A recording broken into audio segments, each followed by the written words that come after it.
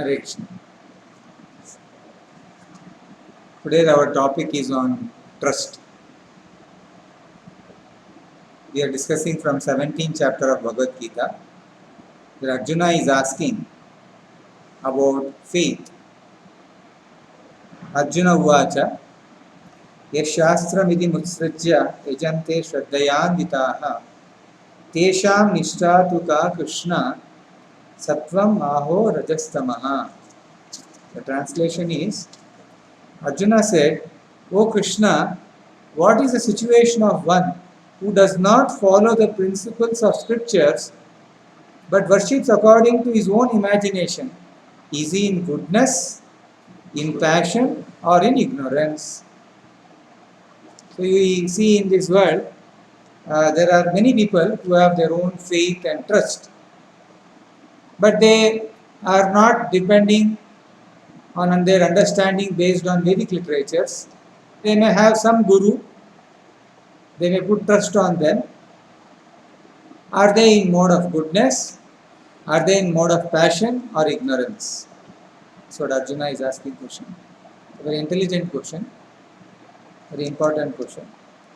So then Bhagavan Uvacha, the Supreme Lord said, according to the modes of natures acquired by the embodied soul, one faith can be divided into three kinds: goodness, passion, or ignorance. So we have three modes of material nature, and our faith is connected to that. If suppose somebody is in the mode of goodness, their association in the mode of goodness, they get good qualities, and their faith also is like that. But in connection, a person who is in the mode of goodness, he worships devatas.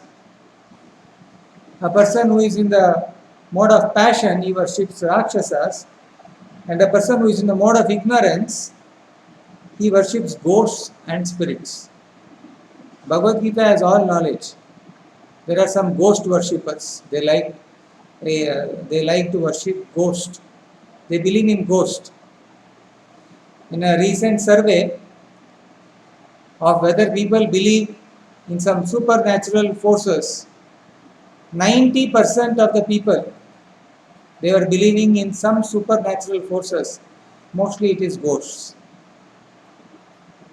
The modern science may make as many scientific technologies until we are very advancing, but they cannot stop fearing ghosts. So, because they are in the mode of ignorance, tamoguna. There are many ghost houses, ghost haunted houses in European countries. In spite of science, technology, whatever we are progressing, Srila Prabhupada was given one house in London by George Harrison, and there were some complaints on ghosts have haunted that house. Some nuns were there previously who are dead and become ghosts. So Srila Prabhupada said, you can go and do Sankirtana. Wherever there is chanting of the holy name, there the ghosts have no role. In fact, you are going and disturbing them. If you call somebody to come and chant Hare Krishna, if they don't like, they feel very irritated. If you call that there is a puja happening in our house, not that everybody will like to come and attend, they get irritated. Ghosts don't like the names of Narayana. They don't like Jagannath. They get very irritated. They feel we are disturbing them. So whenever you have fear, you chant Narayana, Jagannath, Hare Krishna, the ghost will run away. So when we trust in the mode of goodness, you have one result. The mode of passion, you have one more result. The mode of ignorance, one more result. When Putana had come to kill Krishna, she could not kill Krishna. Wherever the names of Lord are recited, the ghost or ghostly elements cannot come to that place. Even they are supposed to have come, they cannot affect the living entities who have trust on God. So we are talking on trust today. And the trust here, Arjuna is asking about how to put faith. The chapter name itself is Divisions on Faith, 17th chapter of Bhagavad Gita. And here we are listening, there are 3 steps or 3 levels of faith. One is on mode of goodness, one is on passion, and one is on ignorance. So we have to learn things systematically from parampara. If you don't learn from parampara, you will maximum try to squeeze your brain, your intelligence, and try to speculate. Something which you don't know, you have to trust. If a small child asks, how this geographical map, why should I learn this? This is, where is Australia, where is America? The school teacher will teach. You see here, this is on the board, and on the board you can see there is, this is America map, this is Australia map, this is Indian map. If the students start questioning, I don't believe it, I will not trust you, then the child cannot progress. So putting faith or trust on the teacher, that blind faith is not considered to be any hindrance for knowledge. For knowledge you require trust, you require faith. The modern scholars or the modern philosophers, when we are discussing, they have stopped thinking that, oh, if you are putting faith means then you are going in the wrong direction. Even Socrates has told that if you have, for practical purposes, you require to have faith. Without faith, nothing can be done in this world. If you tell the airport people that I will take ticket after I don't have trust on you, after I get down I will give you money, they will not allow you also inside the airport. So we have to put some trust in this world, and basically the trust, that faith what you are putting may be a blind faith. So that faith is not considered to be irrational. Faith is not irrational. Especially in science, people think that when we are very scientific, we don't believe in anything. Science actually starts with observation and experimentation. In Newton it's a theory of anthropology. When he explains in the whole anthropology book, he never he always is a disclaimer, he gives a disclaimer, he is very careful in presentation. He only says, I think so, I assume it, like that. Because that's a theory. A theory, once you prove only, it becomes science. When you say something has come from chemicals, you have to prove it. If you are not proving it, like from citric acid, if you can produce orange, then we can believe that from chemicals you are making orange. Whereas orange juice can give a lot of citric acid. But citric acid cannot give us orange fruits. It's a very common sense. In Vedic science, is full of logics, analogies, and practicalities. It's a theistic science. But the so-called science is based on atheistic philosophy. Not everyone, few people who are very atheistic, they promote the modern science as an atheistic philosophy. Atheistic philosophy is also a philosophy. Just like they are claiming to be very rational because they are atheistic, does not become because they are atheistic they are becoming rational. In fact, they are very irrational because theism is full of logic. Without logic, not even one formula is given in the Vedic science. Whereas we talk about, there are some 10 things in the internet, if you see, there are few things which are not being proved by science. And the first thing is creation. And the more things are on space. There are many things the modern common man or a common scientist They talk about that they have done a lot of achievements on space travel, on technology. Yeah, definitely on technology we have moved forward. That's why we are able to talk through technology. We can record, we have online services. Many things have happened. But if you speak on truth, the real scientist who has done research, if they are going on the airship, the aeroplane, up to the space, they always have a lot of experiences which are out of their control. They feel they are so minute. There are experiences by scientists, by astronauts, who have told how they have got some special experiences. They feel very small.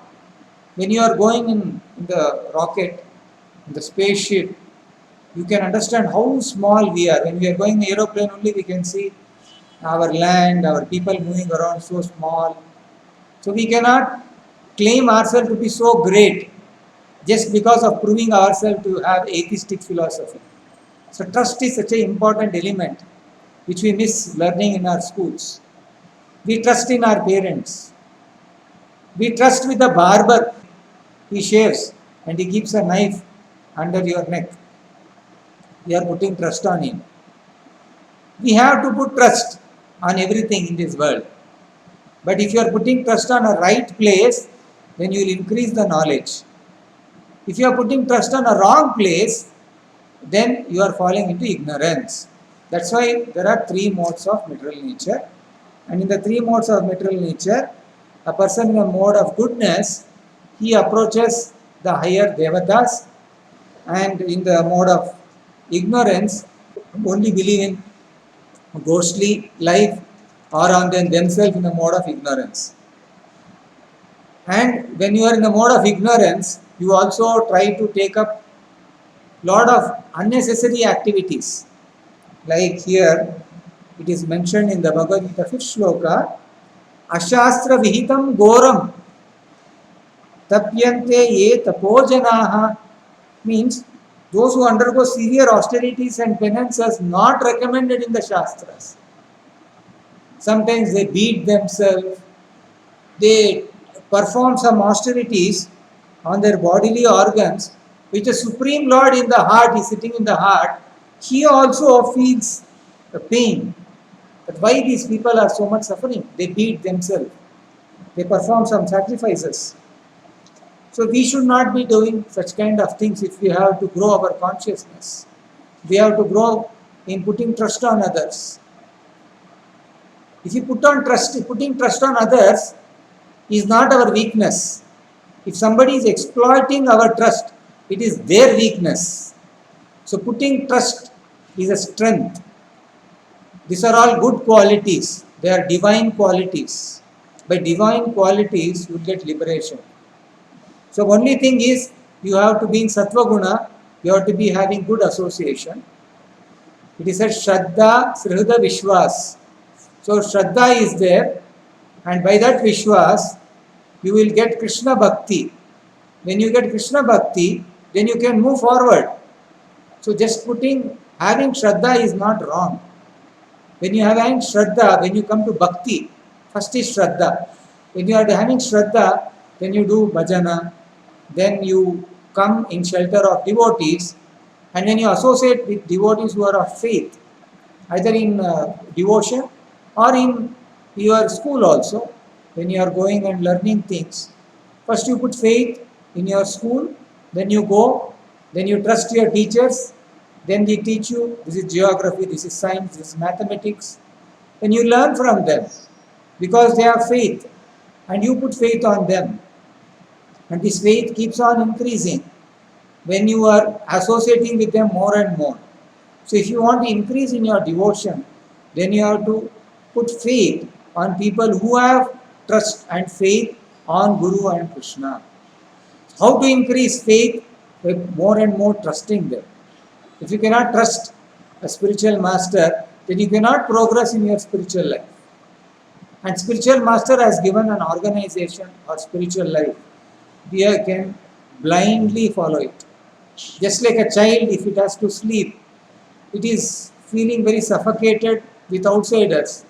But the moment it comes to the father or mother, it sleeps very faithfully, very peacefully, with full of trust.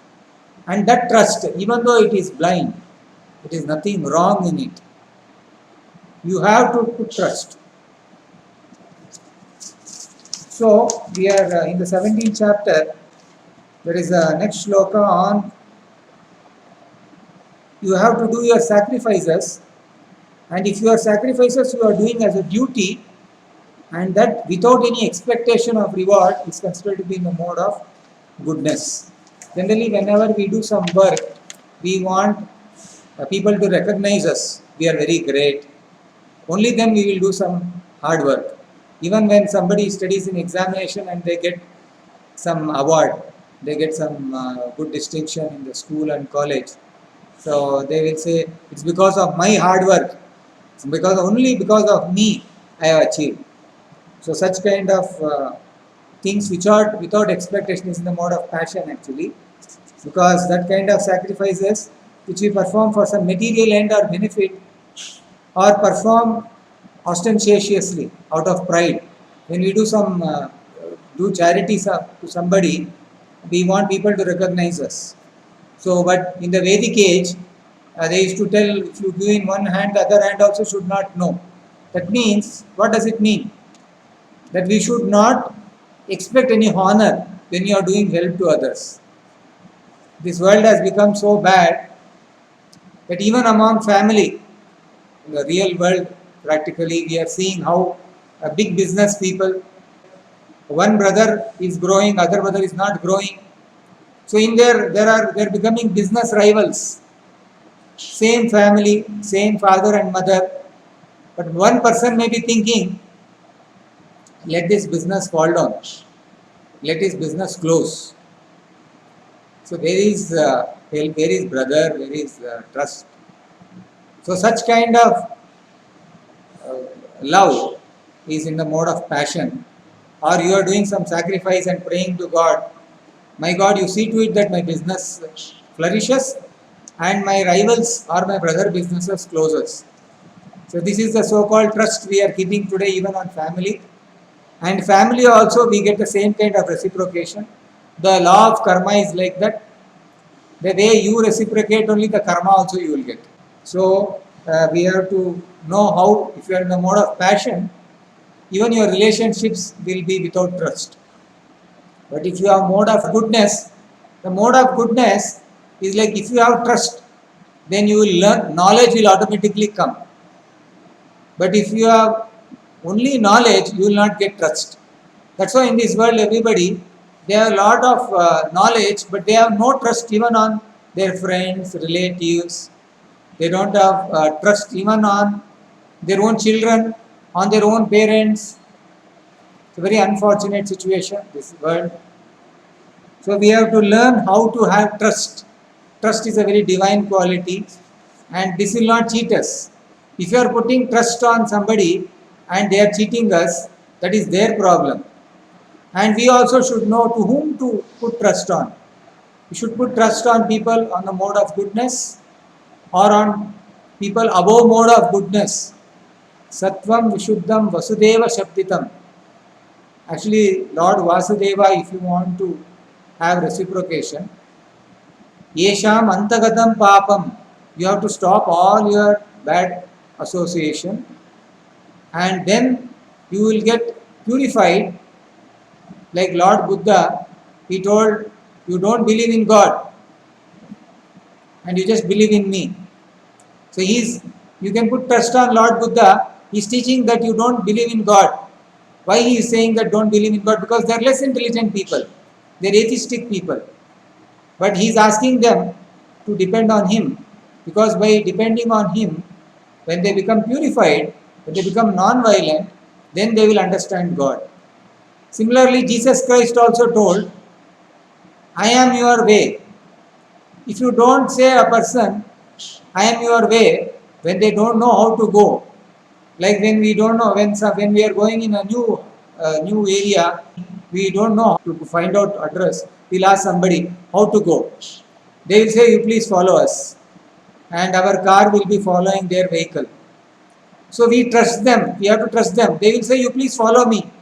If somebody says, you please follow me, because we don't know they are telling us, does not mean that Jesus Christ has told that you don't believe in any other messenger of God. So believing in Jesus Christ means that you are believing in God and all his messengers. And if you are to believe in Jesus Christ, you have to follow what he has told. Only if I tell I believe in Jesus Christ, I believe in Lord Buddha, I believe in science, but you don't follow the principles what they are giving you, you don't have trust on them at all. So trust is a very important aspect. And we cannot learn anything without trust. So here, we'll continue this. And there's a how to have tapasya, Shakti. Because without tapasya, without austerity, you cannot do anything in this world. In the 17th chapter of Bhagavad Gita, Krishna says, Deva Dvija Guru Prajna, Pujanam Sauchamarjavam, Brahmacharyam Ahimsa cha, Shariram Tapamuchyate. The austerity of the body consists in this. Worship of the Supreme Lord, Deva, Dvija, Guru. So you have to worship Deva, the Supreme Lord, and you have to worship the spiritual master, and you have to worship Prajna, worshipable personality, Pujanam. Who are the worshipable personality? It includes our father, mother, because they have given us life. Because of them we are moving in this world. So we have to respect them. Then what else we have to do? We have to have brahmacharyam. We have to have celibacy. If a boy doesn't follow celibacy and if a girl doesn't have chastity, then they cannot know how to enjoy this body in sattva guna. When you are in brahmacharya, your body becomes effulgent. When you are following spirituality, when you are freedom from lot of sinful activities, people naturally will ask you, when you are chanting Hare Krishna mantra or when you are chanting Narayana mantra, when you are remembering the Lord, people come and ask, how come you people are looking so bright? So this brightness, this glowness is nothing but your own effulgence, which is nothing but by giving respect to Guru, by giving respect to your superiors, by giving respect to the Supreme Personality of Godhead, that is reflecting on you. It is not your effulgence. It is a reflection of what is given by God to us. So one should not get carried away. Oh, I am so great. I am getting that people are seeing effulgence in me. No. So there are 4 things in the mode of goodness which are considered to be tapasya of the body. If your trust has to increase, your faith has to increase, you have to follow some things. And there are austerities, there are tapasyas. Voluntarily accepting some pain, restrainments to your body. And what are they? They are brahmacharyam, as I told you, they are celibacy. And they are ahimsa, non-violence. Actually, a person of a mode of goodness, he doesn't want to harm anybody, doesn't want to kill anybody. Prabhupada mentions about Mrugari. I have told this earlier also. Mrugari was a hunter and his father had taught him how to kill animals. And once Narada Muni was traveling the same path where Mrugari was hunting, and he saw Mrugari was killing animals half killed, and he had left them. Again one more, he had half killed and left them. So Narada Muni felt very bad, very sad about seeing, because Vaishnava means paradukka dukki. When he sees others suffering, he will feel very bad. So he went and asked him, why are you killing these animals? Better you kill completely, no? You will get so much of sin. So he said, I don't know what is sin. So then later Narada Muni explained him, and Mrugari said, sir, if I don't kill, then how will I live? So Narada Muni advised him to chant Hare Krishna and he will send food. So he was worshipping Tulasi and chanting Hare Krishna, and people around the villages came to know that the hunter has become a devotee, and they started going and giving him some fruits and grains. And they were sending so much He thought that why my spiritual master is sending so much of food. Now after a few days, Narada Muni came with his friend Parvata Muni, and when he came, he saw this hunter who had become a devotee. When somebody sees their guru, they go and pay obeisances. So Narada Muni had come with his friend Parvata Muni, and this hunter, Bragari, who had become a devotee, was jumping this side and that side. So Narada Muni asked, "What are you doing? Why are you jumping?" He said, "Sir, actually there are so many ants moving around. I am careful not to kill them." So Parvata Muni, he told Narada Muni that you are so great that you have converted a hunter into a Vaishnava, that he doesn't even want to step on an ant. So this is the greatness. By chanting Hare Krishna, by reciting the names of the Lord, your heart can change. It's very important that everyone, they should know how to be non-violent, not only on physical action, but you cannot create violence on somebody even on your words. We may think that I am very non-violent, but we may, by few words, you can make somebody become very upset. But if somebody has trust on you, next shloka we will see, if they are your students, your children, even though you become angry on them, that will be beneficial for them. But unnecessarily, somebody should not create violence. It is said, Jivo Jivasya Jivanam. If you have to survive, you have to depend on one more Jiva. Jiva Jivasya Jivanam. One Jiva, one life, is dependent on other life for food. We have to live on it. We cannot do anything. Like human beings are dependent on plants. Whereas some plants, some animals are depending on other animals. The birds are always looking for prey. So it's all interdependent. Now there are a lot of philosophy on vegetarianism, different levels of vegetarianism. There is a philosophy where they don't even drink cow milk. They feel that is also non-vegetarianism. But in the Vedic life, everything is given, nothing has to be speculated. We don't have to think what is violent, what is non-violent. We accept that we take plant food because that is Jivo Jivasya Jivanam. We have to accept some food, otherwise how will you survive? But even if you are taking plant food unnecessarily you are killing plants, that is also sinful life. For your living, also when you are taking some food, that also we are offering to the Lord. In the Bhagavad Gita it is said that when you offer to the Lord in devotion, Patram Pushpam Palam Toyam Yome Bhaktya Prayachati, the devotion when you give, then that becomes Yajna Shishta, that becomes Prasadam. So when you take that Prasadam, Yajna Shishta Sina Santo Muchyante Sarva Kilbishihi. Actually when you take Prasadam, then that Prasadam purifies our heart. That's why when somebody doesn't have trust, you give some Prasadam, Vishnu Prasadam by your mercy. When we take little by little Prasadam, that can purify us. When we take Jagannath Prasadam, our faith on Lord Jagannath increases. When we take Tirupati Prasadam, our faith on Lord Balaji, Srinivas Govinda, it increases. So when we have trust, when somebody doesn't have trust, we can give trust by Prasadam also, by holy name. So this trust can happen systematically. So you should follow your superiors, your spiritual master, your family. Then you should have freedom from non-violence and you should have simplicity.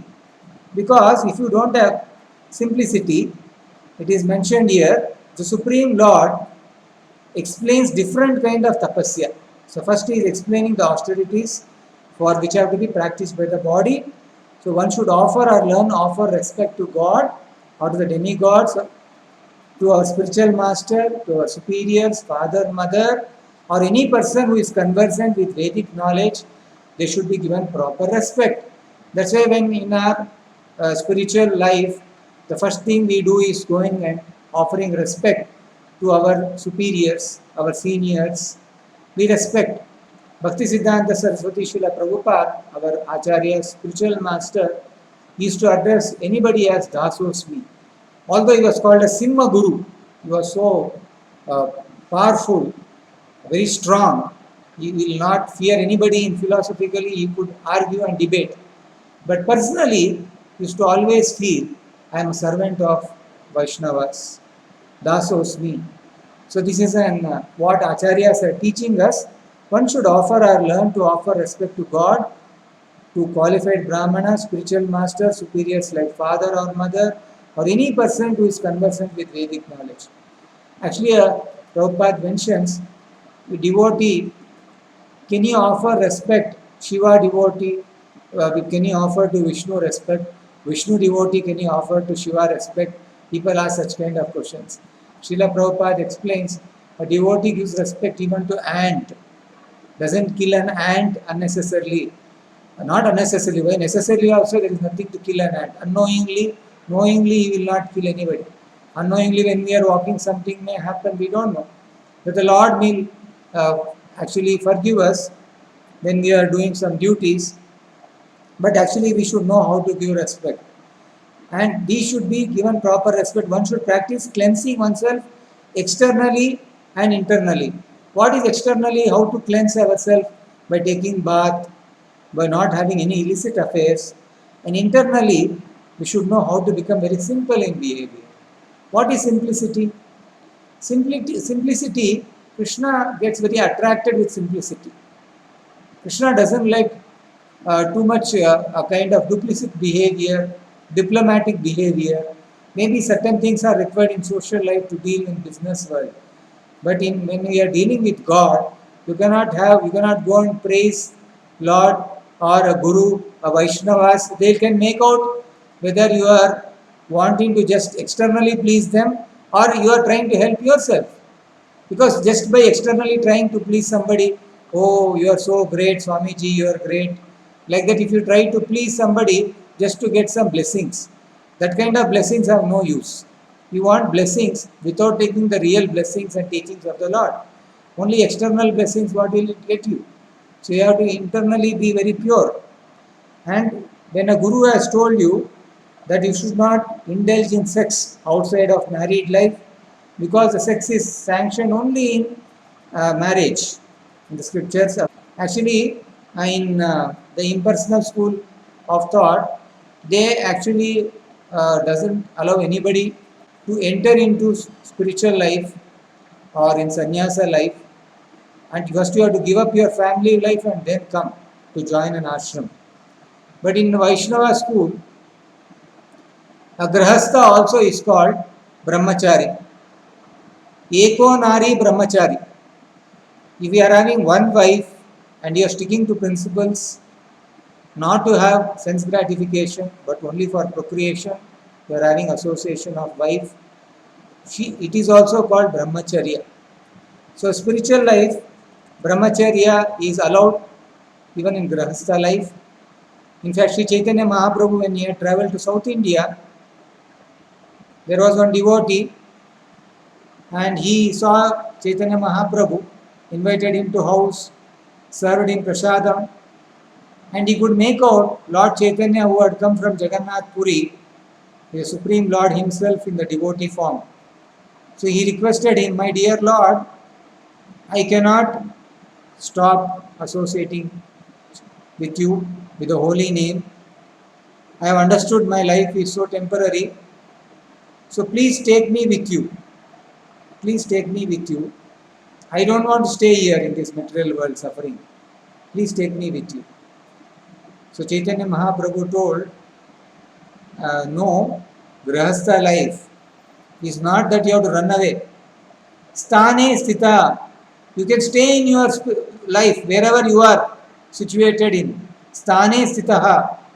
In whatever situation you are, you can stay, and then you practice your spiritual life according to your circumstances. Chant Hare Krishna mantra and grihe tako vane tako sada hari bole tako.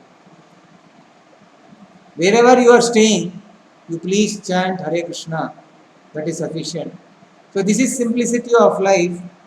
If you can just chant Hare Krishna mantra, remain simple, respect your superiors, have cleanliness, and non-violence, your austerities of the body will increase. The next shloka is Anudvegakaram Vakyam Satyam Priyahitam Chayat.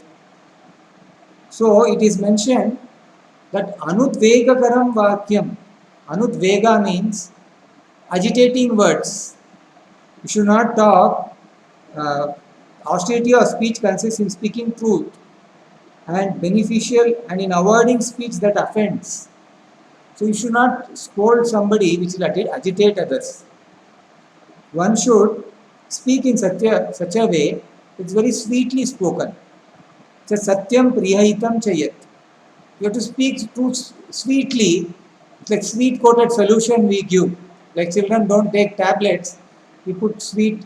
Mother generally puts some honey or sugar and open your mouth. They'll say they'll put that medicine. So this medicine is given with sweet coating because they are not ready to take. So when you are talking to somebody, when you are trying to preach the message of Lord, truth, you should know how to properly give them treatment in proper dosages. Not that because you have learned something spiritual or you know how to present things, you will go and offend them. No, you are all wrong. I am only right. God is right. You are all demons. Even in families, when people, when they newly take up spirituality, they go to their family members and threaten them. You'll all go to hell. If you don't follow Bhagavad Gita, you'll all go to hell. So actually, he is a neophyte. He doesn't know how to present. Maybe the family members have more trust on God than this person. This person has just taken up spirituality. Maybe the family members, if they take spirituality, we have experience in our ashram, somebody starts coming and he brings his family member. The person who has first come, he may not be following, but their family will be following more faithfully than the other person. So we cannot know who has trust and faith. So we should not be going and offending anybody if you learn little spirituality.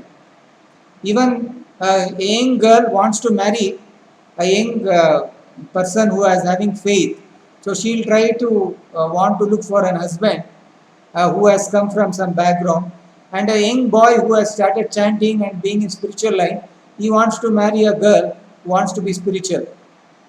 And when they start taking spirituality, they will tell a new husband who is from a spiritual background, he will say, tomorrow onwards, there will be no cinema, no going out, no eating anything, and you will threaten them. That is not the way to be done. It's like when you are taking to spirituality, you should know how systematically you have to give them Krishna consciousness. First, you have to become more mature. Spirituality doesn't say that you cannot have a family life, you cannot go out. You can go to Krishna temple, you can go to so many nice places where you can increase your mode of goodness. So only thing is you should know how to put trust on Guru and Krishna and take proper guidance. But it is said, one should not speak in such a way to agitate the minds of others. Of course, when a teacher speaks, he can speak the truth for the instruction of the students. Actually, sometimes we have to say hardly, otherwise they will not understand. If you tell a small child who is running here and there, child, please sit down, very sweetly, if you tell, they will not listen. So a mother or father, they will say, hey, come and sit down here. Otherwise, I will not allow you to go outside. So it is required. So just trying for the sake of being gentle, you cannot surrender your intelligence to somebody. This is also there. So you just for the sake of being gentle, you cannot surrender your intelligence. So here it is said that one of the austerity of your tongue is that you have to chant spiritual names of God and also you have to read scriptures. That's why Srila Prabhupada has made us a habit of reading his books daily basis. So if you have to progress in spirituality, you have to increase your trust. You have to read Bhagavad Gita and any books connected given by Srila Prabhupada or Acharya, or any books connected with spirituality which is in mode of goodness or above mode of goodness. You have to read faithfully. And Manaha Prasada Saumyatvam Maunam Atma Vinigraha. So you have to have serenity, simplicity, gravity, self-control and purity of thought. These are the austerities of the mind, because our mind can run in so many places and it requires to remember Mahabharata, Ramayana. Recently, somebody was telling that Ramayana, Doordarshan Ramayana, which we used to see some 20 years back, they replayed in some latest channels, and that became the maximum viewership all over the world, more than any big international channels. So Ramayana and Mahabharata, until sun and moon are there, they will be recited. There are sayings like this.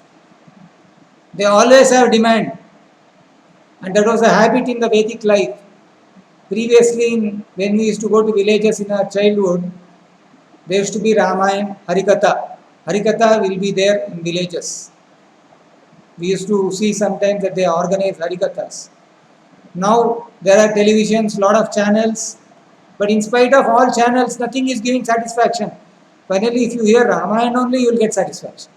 So why don't we read it? Why don't we hear? Why don't we sit? A family comes together, sit together, read Ramayana, Mahabharata, Bhagavat, Quran. So this will help us how to control the mind, detaching the mind from sense enjoyment. So one should be straightforward in the dealings. Very important. We cannot be a duplicate and thereby purify our existence. And all these qualities considered to have constituted our austerities in mental activities. So we should know how to control our mind, and we should not do things just to get honor. It is mentioned in the more shlokas. I am not discussing everything. We are only discussing in connection with how to increase our trust in the Lord. There is a very nice discussion in Srila Prabhupada morning walk conversation. He used to go with his disciples. I will read few conversations and discussion, and then we'll close this. So there Prabhupada is asking how one can get faith, how we will get good faith. So Prabhupada is telling them by purity. By purity, the more you become pure, the faith is firm. So they are asking, so faith, Prabhupada, does it come from previous activities like previous life, good karma? Is it coming? They are asking. Prabhupada, no, may not be previous activities. You believe in your spiritual master. So when you have belief, a purity comes when you put more faith on Guru and Krishna. Even if you don't have in your previous life good karma, but by purity it increases. Purity increases by putting faith on Guru and Krishna. That purity is said, Ado Shraddha, beginning with faith. Tato Sadhu Sangaha, you mix with faithful men. Then it will develop. Otherwise, if you take simply initiation and sleep, then that is not called Shraddha. Shraddha Tado Sadhu Sangha. You may accept faith, maybe blindly.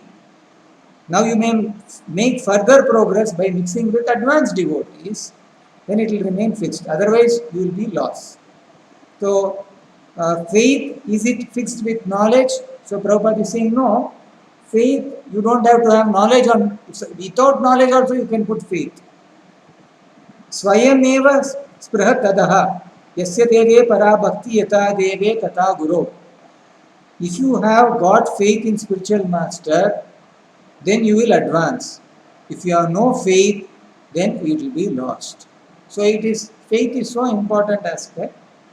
Just like Prabhupada is saying, a father is teaching, you write A, B, C, D. So father is teaching, that will increase his education. That is trust. If a child asks, why should I write A like this? Father will say, no, simply write. I am ordering you, you write. That is faith. Yes, trust, without faith, you cannot advance even an inch. So therefore, trust is required. It is said that the faith can move mountains. So what is that blind faith or any faith? You require trust first. That faith is important. Just like I do not know where this pathway goes, but if you show me this way, I move that side. like we are discussing in an example just now. So that faith must be there, either it is true or blind. So everyone, therefore the direction should be take from the perfect, then your faith will be progressive. So there are like some scientists, Prabhupada is asking, that scientists argue that without scientific advancement we will not understand. How can I put trust? The scientists, they are arguing, they are theoretically saying something, you mix this chemical, that chemical, but that is starting as a theory. Theory is also faith. When you do practically experiment, then that becomes real science. So when you are first putting on faith on the theory, that is also trust only. So they are also putting on trust. Without that you cannot learn. If you go to a scientific school and say that I will not believe anything, what you say, first you prove to me, then you are not a good student at all. There also you have to put trust. I had met one student, a group of students, and that person was continuously arguing, science has nothing on trust. Then I asked him, how do you believe your formulas? Have you gone and first done, somebody has proved and then come back to you, or you are like you are believing on so many formulas, so many theories, even though you have not seen it. So you are putting trust in your school, college, in your university. That is also trust. So trust, not that you are putting trust. Science has no trust. We don't believe in trust. So this kind of thing, the so-called science, they are teaching that if you are scientific means you should not have trust. That is not the way. So we will continue here. More are there. So one who has finished their sinful life, he can become devotees. Otherwise, one cannot become a devotee. Beginning is faith. Esham antagatam papam. Yes. Jnanam cha dhaituki. Evanu kampartamam ajnanajam tamaha nashayami. Because he is faithful, Krishna says in the Bhagavad Gita 10th chapter, not that how you can, Krishna actually gives the intelligence in the heart, and by that how a devotee becomes more and more faithful. So we have to have faith. Without faith nothing can be there. Just like somebody, they bring some rocks from moon planet. We have not gone to moon planet, but we have to believe because they have brought. That is also trust. So if you are trusting, believing in something they have brought from moon planet, similarly you have to also believe on scriptures. And I told you about barber example also. So you have to have faith. Without faith nothing can be done. So how faith can increase? It is mentioned in Bhakti Rasamrita Sindhu, Sevan Mukho hi Jivado. If you do devotional service, faith will increase. And the faith starts, Sevan Mukha, Seva starts not with your brain. People think that with brain I can think everything and do. Here it is mentioned, Sevan Mukho hi Jivado. Jiva is tongue. With tongue, two things you do. We can talk, we can eat. So when you can talk and recite the prayers, remember the Lord, and when with your tongue you eat Lord's remnants, prasadam, so this increases the faith. So this is devotion. So Prabhupada is saying that faith begins from the tongue. It is surprising, how is that? Sadhu Shastra Guru Vakya Tinete Koriya Aikya. Guru Mukha Padma Vakya Chitete Koriya Aikya Arana Koriyo Mane Asha. So don't go anywhere else. Take this faithfully, the orders of Guru. Arana Koriyo Mane Asha. This is a faith, strong faith. And it is mentioned in the Chaitanya Charitamrita, Shraddhe Shabde Vishwas Hridaya Nishchay. Vishwasa means firm faith. This is Shraddha. Faith means to believe strongly. So that is faith. So if there are faithlessness, then you cannot proceed. But there is Ado Shraddha. So we have to begin with some faith. Then the Lord gives Matas Pratir Jnanam Apohanamcha. So then we have to go forward. But suppose somebody doesn't have faith, then Lord will say, okay, you become atheist. Lord only gives intelligence how he can become an atheist. But if you surrender to the Lord, then even with little faith, then the Lord will give you more and more education on spirituality. So this is required. So today we are discussing on faith and trust. This all goes side by side. So we trust. devotees, we trust spiritual master, we trust parents, not blindly. If you are trusting somebody, you have a false guru in a mode of passion or ignorance, you can give it up. It is not that you have to blindly believe on a wrong person who is going on cheating in the name of God or in the name of science. So there are two kinds of cheater people we generally see nowadays. They come in the dress of a sadhu, or there is one more level of cheaters who come in the name of modern science. But anybody can be cheating us if they are in the mode of ignorance. So we can easily make out Bhagavad Gita is a great science. There are symptoms given, just like in a chemical laboratory, there are symptoms given that this chemical has this taste, these properties. Similarly, even in Bhagavad Gita, if you are in the mode of goodness, what is your quality? If you are in the Brahmana, means what is your qualification? If your ignorance, means what are your habits, mode of passion, everything is given properly. So you trust in God, trust in Guru, and make your life successful. Jai Jagannath. Hare Krishna.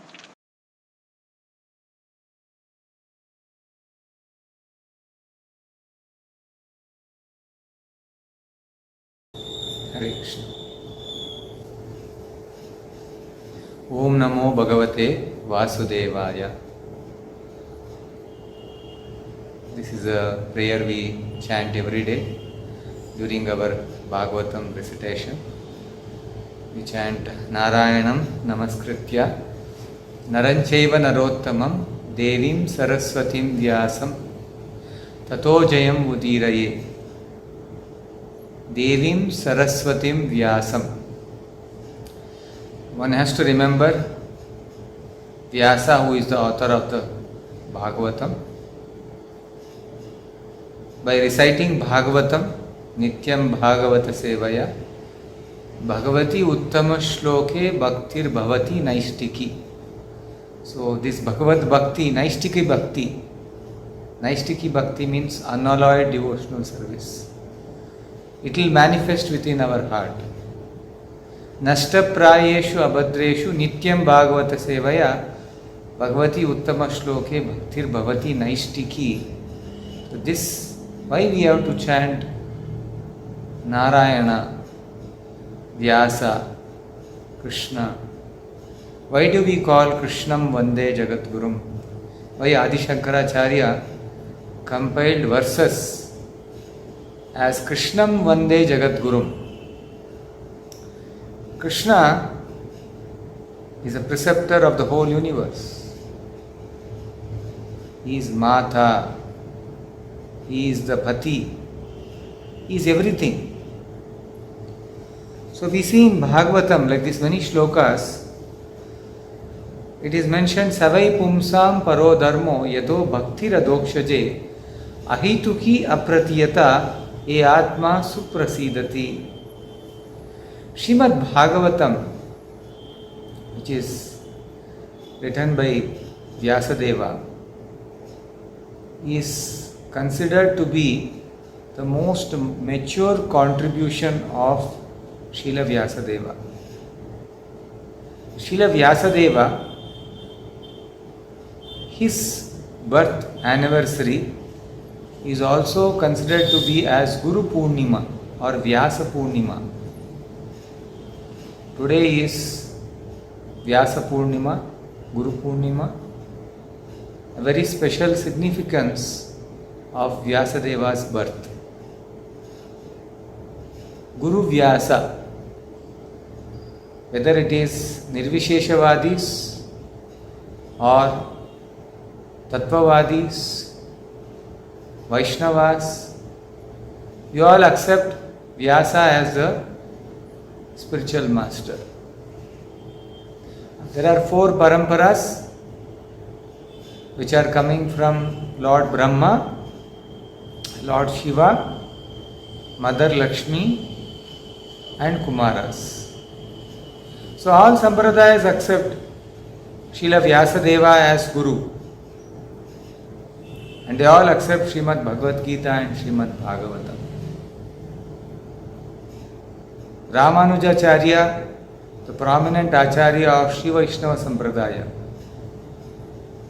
So he accepted Vyasadeva as spiritual master. And Srila Vyasadeva accepted Sri Narada ji. Narada Muni as his spiritual master. Sri Narada Muni accepted Lord Brahma as his spiritual master. Lord Brahma accepted his own father, mother. Lord Brahma is Swayambhu because he is not born by a mother. He came from the lotus stem emanating from Lord Vishnu, abdomen, umbilical cord. So Lord Brahma is called Swayambhu. He was instructed by Lord Narayana within the heart. So Lord Narayana is the Adi Guru for Lord Brahma. Similarly, every sampradaya which is coming from Lord Narayana, they are called as Vaishnava Sampradayas. Even Rudra Sampradaya is a Vaishnava Sampradaya. Lakshmi Sampradaya is a Vaishnava Sampradaya. So four Acharyas, Madhvacharya, Ramanujacharya, Vishnu Swami and Nimbaraka, they are four recognized Vaishnava lineages to understand spiritual science coming from Bhagavad Gita and Bhagavatam. No knowledge can be accepted blindly given by a scholar. A scholar can speak very nicely, beautifully, but he is not accepted until it is coming from Sampradaya. Sampradaya vina mantrastu nishpalaha. If you are not accepting any mantra from these four sampradayas, then it is offensive. When you are repeating any mantra, it should be pleasing Lord Vishnu. We cannot chant mantras just for ourselves to feel that we are God. Even Nirvisheshavada, which was propagated by Adi Shankara, he also accepted Krishnam Vande Jagadguru. He recited Bhaja Govindam, Bhaja Govindam, Bhaja Govindam Mudamate. He also has recommended to chant Govinda's name, Krishna's names, Narayana name. He wrote Jagannatha Stotra, Jagannatha Swami, Nayana Patagami Bhavatume. This was chanted by Lord Chaitanya in Jagannath Puri. So they are all great devotees. By time, place and circumstances, the Acharyas come and they teach a philosophy to bring closest to Krishna. When you become closer to Krishna, that is success of spirituality. The Veda Anta. Veda means knowledge. Vedanta. Anta means the end of knowledge. The end of knowledge is to know Krishna, Narayana. Vedantavit, Vedavit eva chaham. In the Bhagavad Gita, Krishna has recited that the whole aim of Bhagavad Gita, the whole aim of Vedas are to understand Him. If you read Vedas, if you become a master of Vedanta, like there are Trivedis, Chaturvedis, means they can recite 4 Vedas. They can recite 2 Vedas, 3 Vedas. So even after reciting, if they don't become the devotee of Lord Narayana, then they have wasted their time. They are really wasted their time. It is mentioned in the Bhagavad Gita, Vasudeve Bhagavati Bhakti Yoga Prayojitaha Janayati Asu Vairagyam Jnanam Chuyat Haitukam. By rendering devotional service unto Krishna, one immediately acquires causeless knowledge and detachment from the world. Jnana and Vairagya. These two are very important in Vedanta. So if you are not getting this, then you are not a Vedantist. One small story Srila Prabhupada recites about faith on Guru. Your knowledge should be connected to Vairagya, not any attachment to this world. So Narada Muni had come to this world and he was going in a village. So he saw one cobbler. So he was stitching shoes and old bags. But he was very devoted to Lord Narayana. The moment he saw Narada Muni passing by, he went and paid respects to him, obeisances to him. He said, my dear sage, you are so great devotee of Lord Narayana. Please bless me. You are every day visiting Vaikunta. So please accept my humble obeisances and pay my respects to Lord Narayana. So Narada Muni was inquisitive about this cobbler. So he asked him, yes, I will be going to Vaikunta.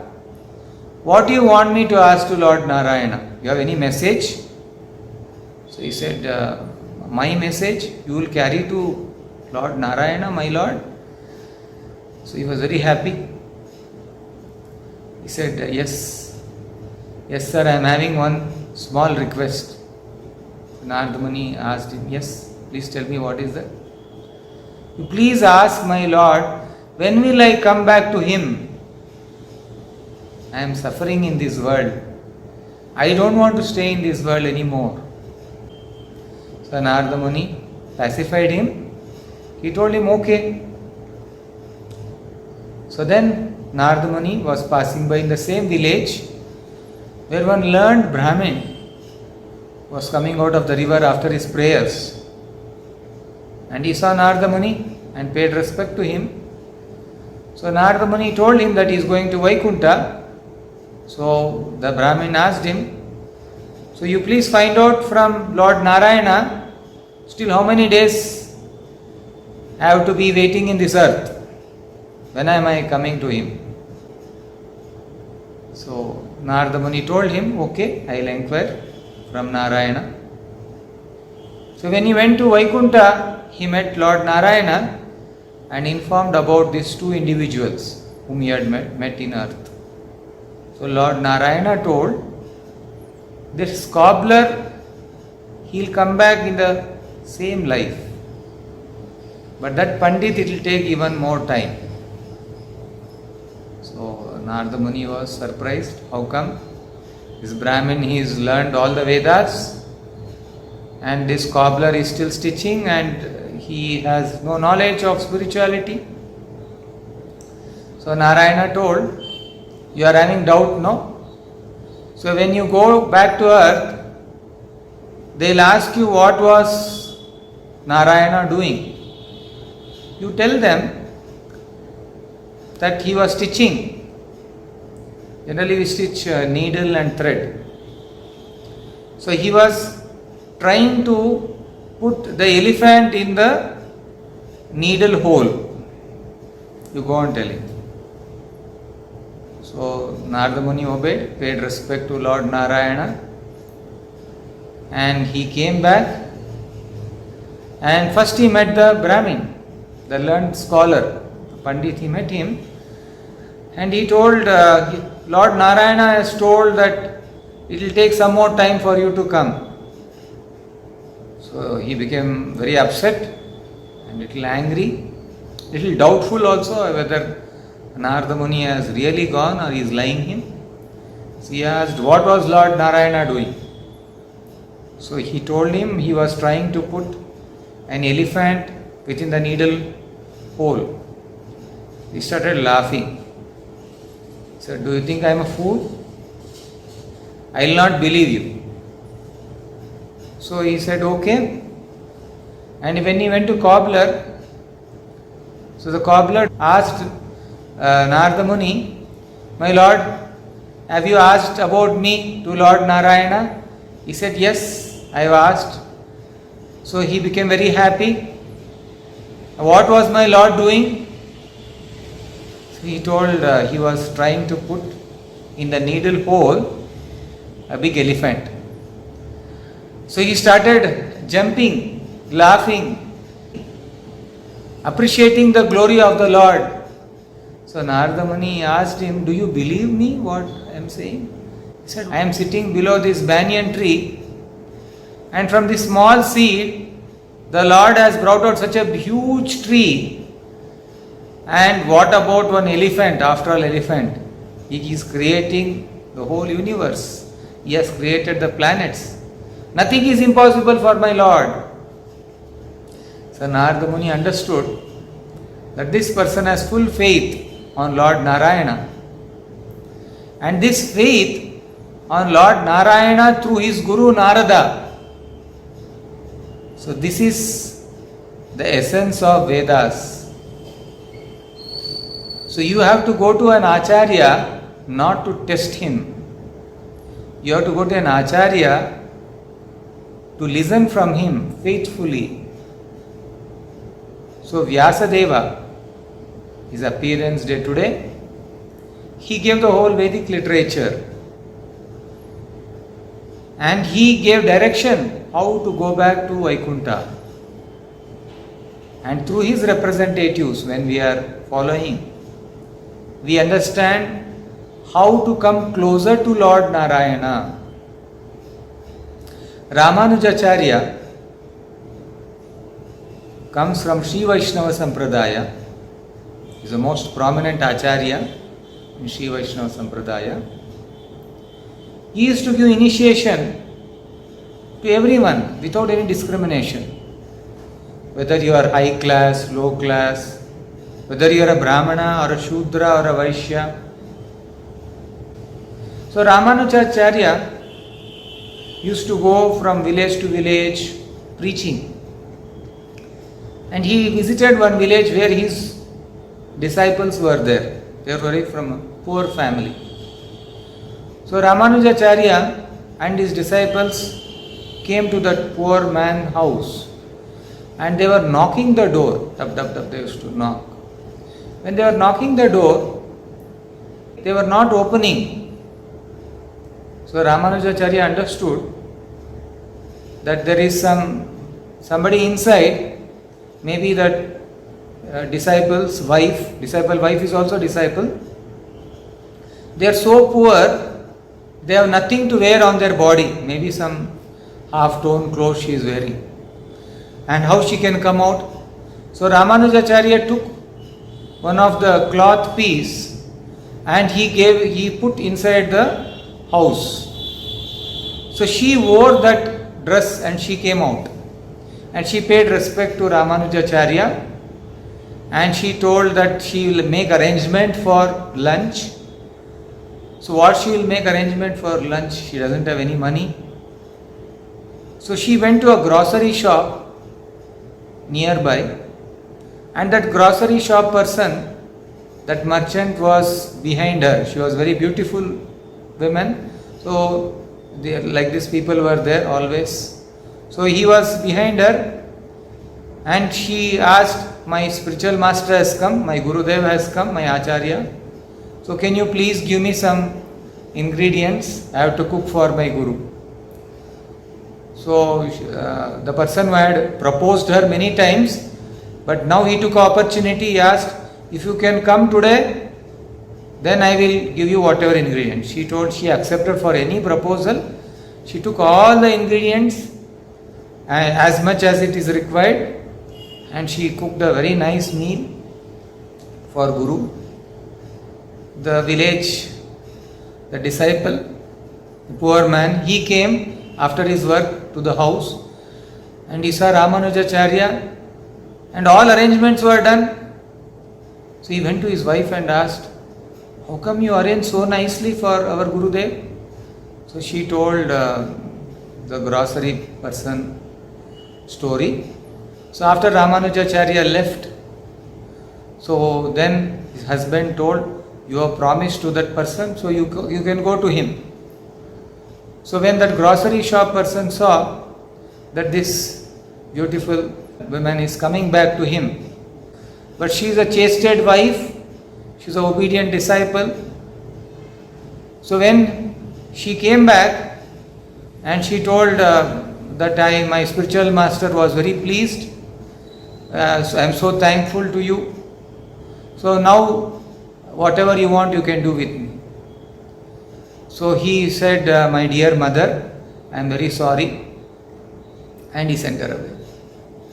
So the devotion to Guru is so strong, the faith on Guru and the chastity of a woman to follow the Guru and her husband is so strong that it can change a very cold-blooded, hard-hearted person like this grocery person also. So devotion to Guru is so important, mentioned in the Shastras, that without Guru you cannot go to Krishna.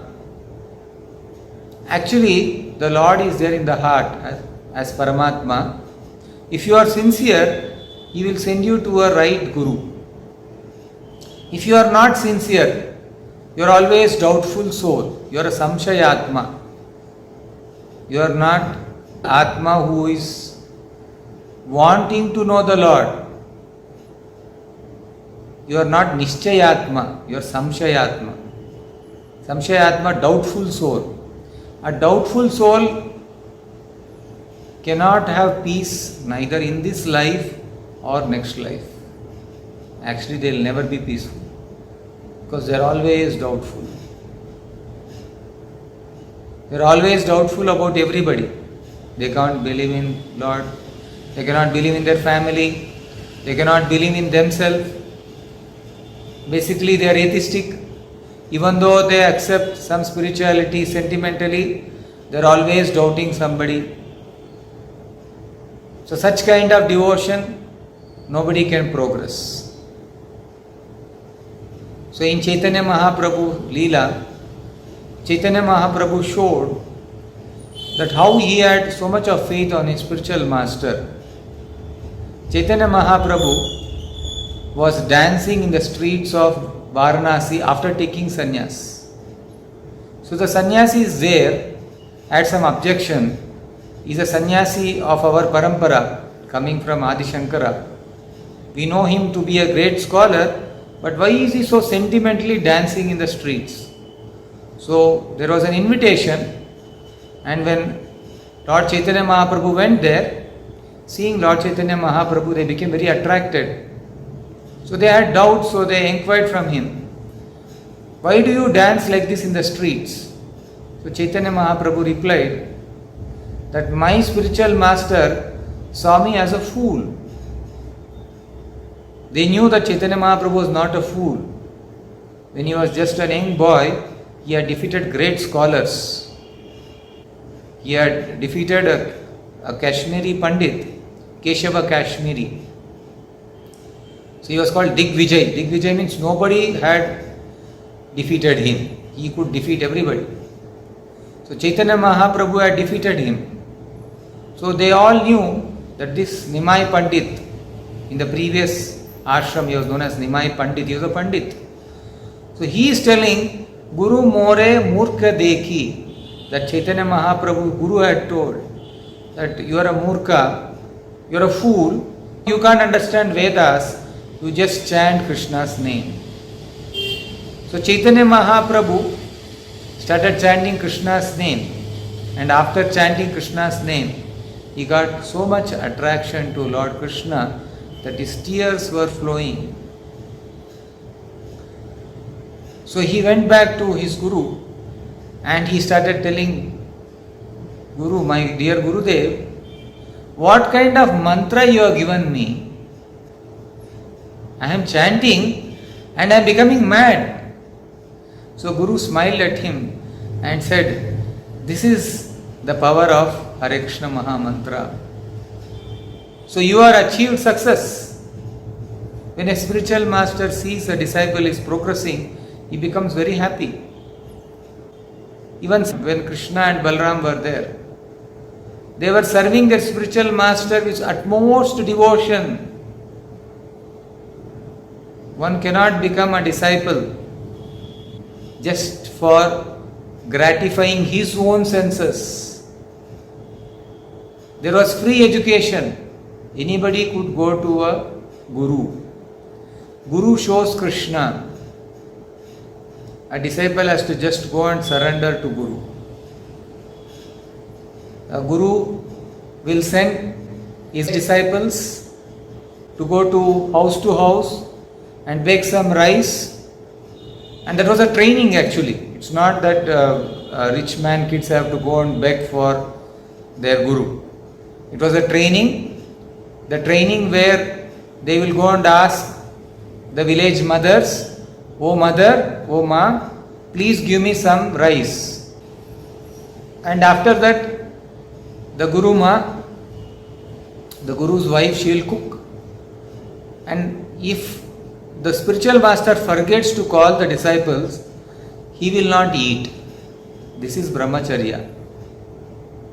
A brahmachari will not think, I have begged the rice.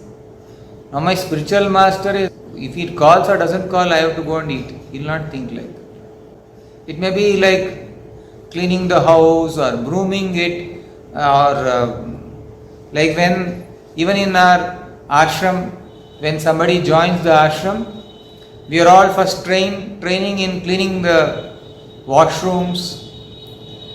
So you may be they'll be thinking, oh, they are all joined from highly educated backgrounds, rich families. But the first thing is taught is, you have to go to a Gurukula and clean the washrooms, clean the vessels. You cannot think, I am a rich disciple, I am an educated disciple, I can do whatever I want. No, first you have to wash your heart. Sarva upadi vinirmuktam. First give up all your designations when you go to Guru. This is what Sudama and Krishna. One came from a Brahmin family, very poor family, and Krishna is a rich man's son, Vasudeva's son. But both were treated equally in Gurukul. They both were playing together. Both were educated equally. And both were going and begging together. Both went to forest to collect the sticks. And on the way back, there was heavy rain. And so much of rain came, they got struck near the tree. They were standing, holding each other. They were shivering. So they were there whole night. The Guru came next day morning. And after coming next day morning, he saw that his two disciples were shivering and they were waiting there. They have come for Guru's service. So Guru became very pleased. He blessed both Krishna and Sudama. So you see, Lord Krishna, one side Adi Shankaracharya is glorifying him as Krishnam Vande Jagat Guru. He may be a Guru, Jagat Guru. Krishna is real Guru.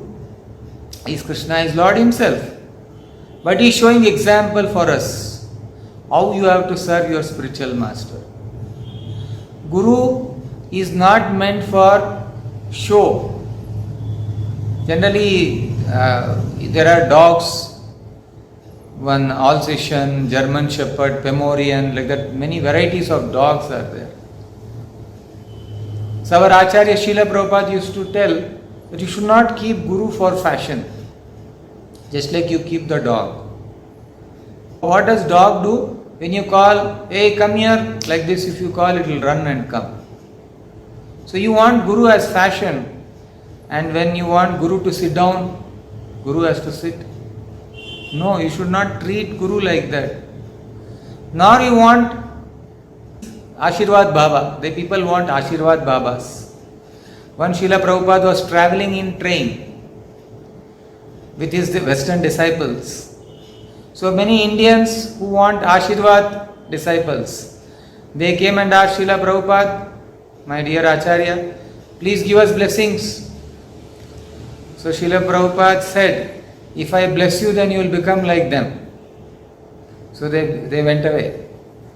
So you will come to know when somebody is genuine or not by what blessings they are seeking. So if you are seeking only blessings to become a great man, a rich man, then why should you go to Guru? Go and do hard work. No. If you want to treat your diseases, why you have to go to Guru? Of course, when you surrender to God, every disease is coming because of this body.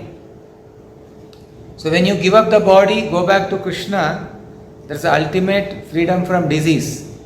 But for temporary diseases, I get fever, or I am having some debt problem, I am having some employee problem.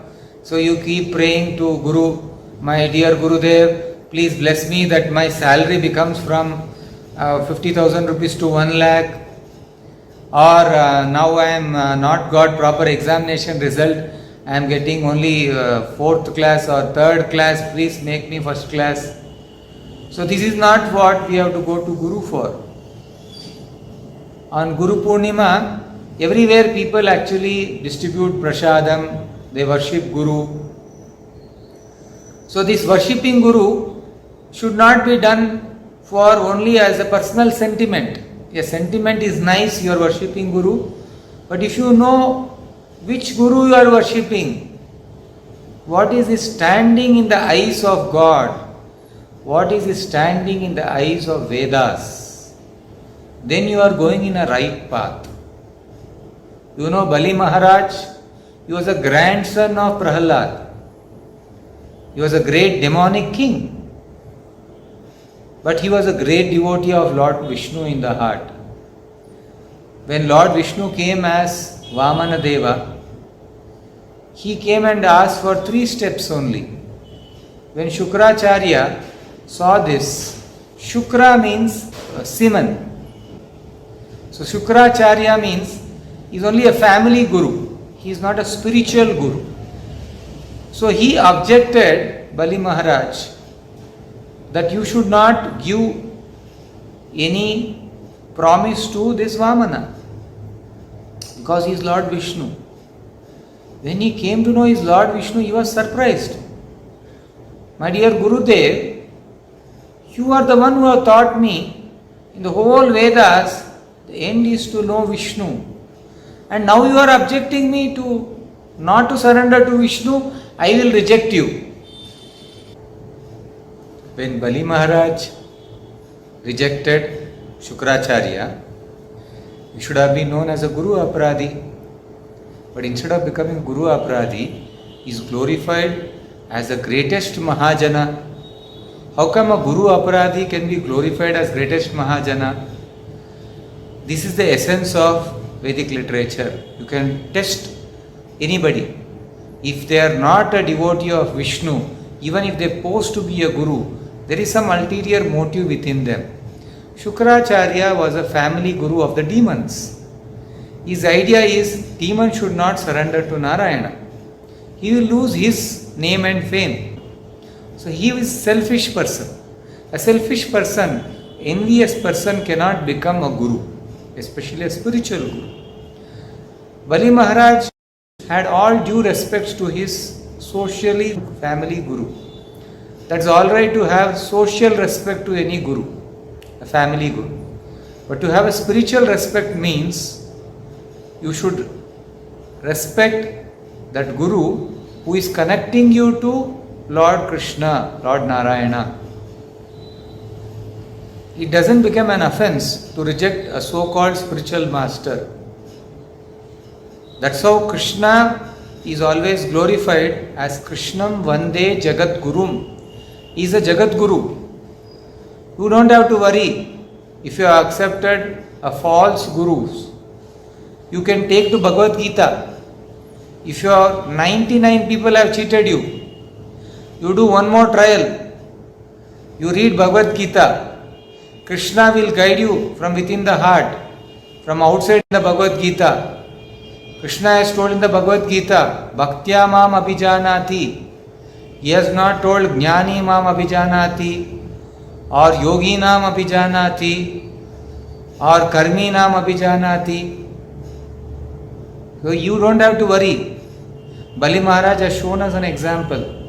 There are people who accept spiritual master as God. We also accept spiritual master as God. Sakshad Haritvena Samastha Shastrai. The Guru is accepted as Krishna only, as Narayana only. But not all his Leelas are done by the Guru. We are saying he is as good as God because he is Sevak God. Sevak Bhagavan, servant God.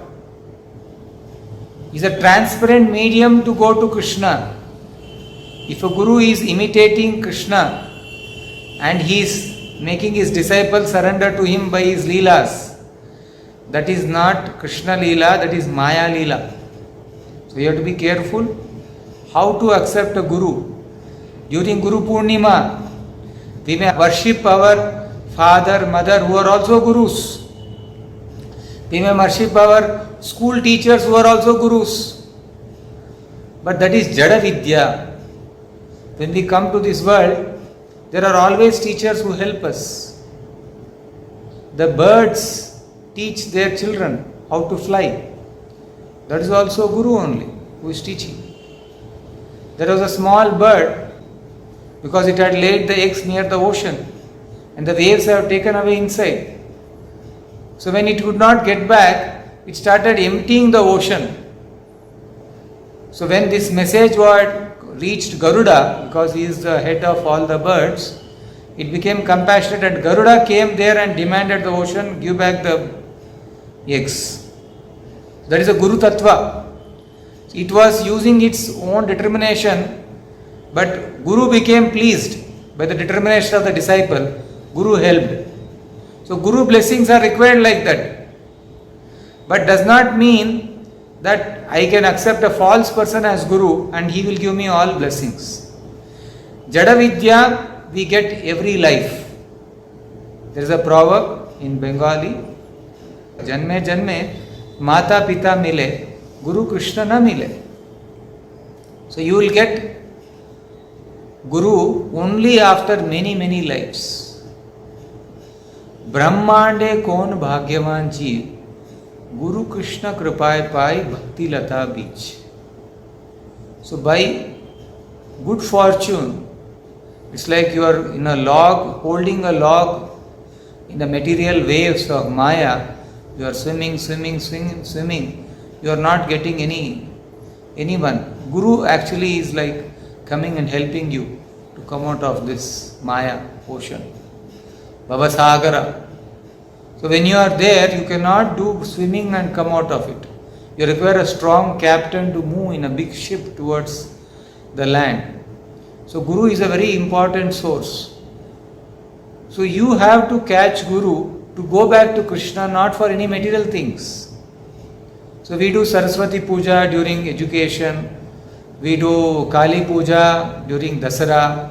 So Guru Puja is not like that. Like there is Mother Day, Father Day nowadays. So these are not like Guru Day. It's a Guru Day, so we worship only one day Guru and after that we forget. No, we every day do Guru Puja, and that Guru Puja we sing Yasya Prasadat Bhagavat Prasado Yasya Aprasadat Nagati. So we don't get blessings of Guru until you are sincere. And after you are sincere, Guru sees that. And when Guru is pleased with you, Krishna is automatically pleased with you. Dhyayamstu vam tasya yasya trisandhyam. You meditate on Guru. Yasya trisandhyam. Trisandhya is morning, afternoon and evening. So we chant Gayatri mantra, Trisandhya, Guru Gayatri, Krishna Gayatri. We chant the Gayatri mantra, Trisandhya. So Trisandhya is 3 times in a day. We remember Guru. Actually, Guru can never be forgotten. What we can do for Guru? We cannot do anything. Guru has given us so many things.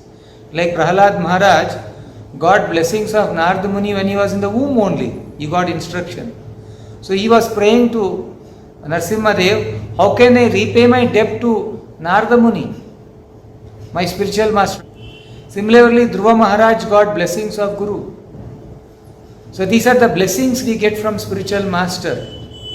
So that's how during Guru Purnima or any other day we should require to worship Guru. for getting blessings of Krishna, to please him. The best thing is to do for Guru is to satisfy spiritual master desires. The spiritual master would have planned the Lord's mission in this earth. And as disciples, we should not imitate our Guru trying to replace him. Instead, we should just pray to our spiritual master and do a little service, a little part of service, whatever is allowed by Krishna, to serve our spiritual master, and our life will be successful. So when you are having confusion, you don't know who is your Guru, then approach Lord Krishna, who is a Jagat Guru, and he teaches through Bhagavad Gita who is real Guru. When you have got a real Guru, then you sincerely serve him, then one day you will go back to Krishna, you will see Lord Krishna, Lord Jagannath face to face, and that is the blessings of our spiritual master. Hare Krishna, Jai Jagannath.